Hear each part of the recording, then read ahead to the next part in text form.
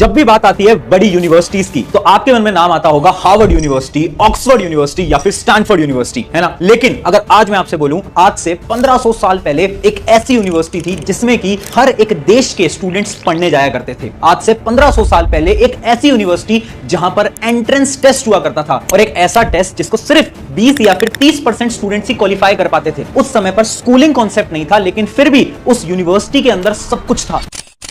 यानी वहां पर एक स्टूडेंट एस्ट्रोनॉमी से लेकर फिजिक्स तक, मैथमेटिक्स से लेकर डिटेल्ड साइंस तक सब कुछ पढ़ सकता था। एक ऐसी यूनिवर्सिटी जहां की लाइब्रेरी 9 फ्लोर ऊंची थी और इतनी किताबें कि एक इंसान तो अपनी पूरी जिंदगी में पढ़ भी ना पाए। एक ऐसी यूनिवर्सिटी जहां पर एजुकेशन को रटाया नहीं जाता था, बल्कि एजुकेशन को चैलेंज करना सिखाया जाता था। और सबसे शॉकिंग बात यह है ना कि वो यूनिवर्सिटी कहीं और नहीं थी, वो इंडिया के ही एक ऐसे स्टेट के अंदर थी जो स्टेट आज के समय पर इंडिया की लोएस्ट लिटरेसी रेट के अंदर आता है। हाँ, मैं बात कर रहा हूं नालंदा यूनिवर्सिटी की।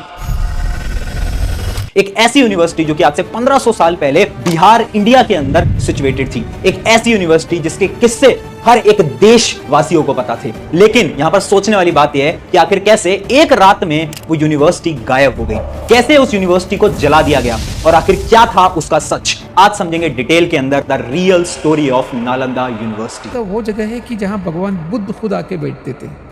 एकम समयम भागवा नालंदायम विहारादि पावारिगाम प्रवने। आज नालंदा का ज्ञान जलकर राख हो जाएगा। आज नालंदा को नष्ट कर दिया है, अब कोई भी यह ज्ञान वापस नहीं पा सकेगा।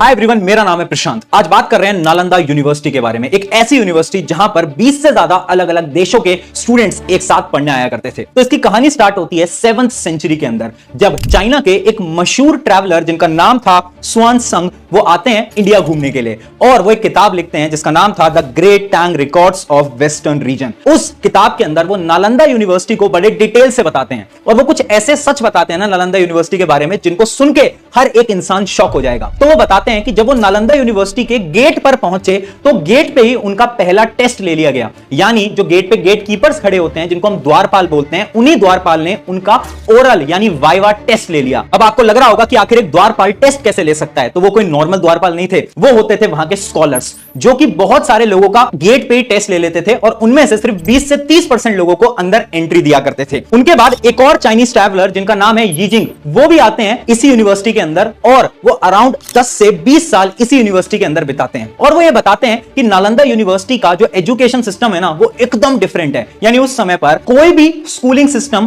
कहीं पर भी एस्टैब्लिश नहीं हुआ था, लेकिन नालंदा यूनिवर्सिटी का सिस्टम बहुत ज्यादा यूनिक था। अगर हम किसी से भी कंपेयर करें, वहां का रूटीन पता है कैसा होता था? सुबह उठ के सबसे पहले मेडिटेशन कराया जाता था हर एक स्टूडेंट को, उसके बाद दोपहर में हर एक स्टूडेंट्स के लेक्चर होते थे, और लेट नाइट में हुआ करते थे उनके डिबेट कॉम्पिटिशन। यानी वहां पर चीजों को रटाया नहीं जाता था, बल्कि डिबेट के कॉन्सेप्ट से डिटेल में समझाया जाता था। वहां पर अराउंड 1500 से ज्यादा टीचर्स थे और 10,000 स्टूडेंट्स थे। यानी एक टीचर अराउंड 6 स्टूडेंट्स को कंट्रोल करता था। इसका यह मतलब है कि हर एक स्टूडेंट को प्रॉपर अटेंशन मिल पाती थी। यानी हर एक स्टूडेंट के पास एक पर्सनल मेंटोर हुआ करता था, जो कि उनके वीक पॉइंट्स को स्ट्रॉन्ग पॉइंट्स में कन्वर्ट किया करता था। अब मेरा एक सवाल आपसे है, अगर आप एक स्टूडेंट हो या फिर आप कभी अपनी स्कूलिंग लाइफ में थे, तो आप मुझे कमेंट करके जरूर बताना, क्या आपने कभी भी अपने स्कूल के अंदर ऐसा फील करा कि आपके वीक पॉइंट्स को आपके टीचर्स ने स्ट्रॉन्ग करने में मदद करी हो? यस या नो कमेंट में ऑनेस्ट ओपिनियन जरूर देना, क्योंकि अगर मैं अपना पर्सनल ओपिनियन बताऊं तो आज की हालत तो ऐसी है कि वीक स्टूडेंट्स पे तो कोई फोकस ही नहीं करता, सिर्फ टॉपर स्टूडेंट पे फोकस किया करते हैं। लेकिन नालंदा यूनिवर्सिटी में ऐसा बिल्कुल भी नहीं था। इवन आज जहां पर हमें सब्जेक्ट्स को चूज करना पड़ता है, उस समय पर एक स्टूडेंट कुछ भी पढ़ सकता था।